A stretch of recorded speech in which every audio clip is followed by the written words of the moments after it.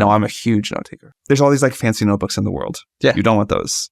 You definitely want a spiral notebook because one thing that's important is you can rip pages out frequently. And you also want it to lie like flat and open on the table.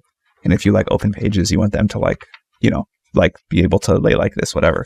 You definitely want to be able to like rip pages out. I take a bunch of notes and then I like clearly like rip them out so I can look at multiple pages at the same time.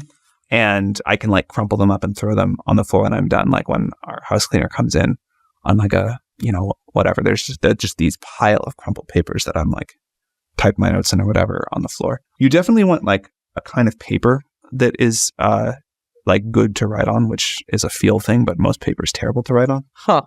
You want hard front and back to the notepad.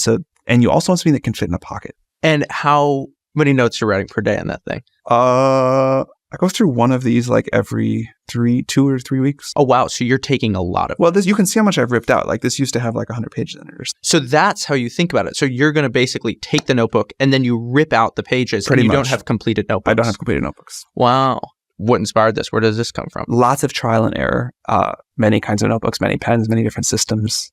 This one's really good. When you're sitting down to write and you're thinking about creating a focus state, what is it that you're doing in your process to really create that? I used to think like, oh, I got to get in the perfect place and I got to like set a time that I'm going to like go to this coffee shop and put on my noise canceling headphones and I'm going to be in writing mode. And now I will take any 11 minutes uninterrupted that I can get, like sitting in the back of a car, laying in bed, like whatever it is. I mean, if I had like a perfect thing, it would be like, you know, Saturday morning with a cup of coffee and nothing scheduled. And that is great. Like if I got to sit down and like, if I have to write like a long thing, I will try to set that up. But most of it happens in like short chunks in the back of a car. You know what I use a lot is I use the voice feature. I take it and I ask it to just clean it up.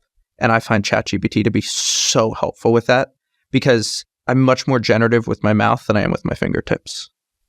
Interesting. For me, it's the opposite. Really? Yeah. I'm convinced there's ideas I would never have sitting and talking with people that I just need to sit and type for. This is like obviously a very common observation, but figuring out like the right amount of being with people, talking, you know, getting exposed to like a lot of ideas and then having some time alone to think, to write, to just sort of like do some deep work, whatever that is. I think obviously this is a super important pattern to a lot of people, definitely to me. My sort of like rough rhythm is I'm like, you know, in the office kind of nonstop all week. I have no time to think. It's just like kind of crazy packed.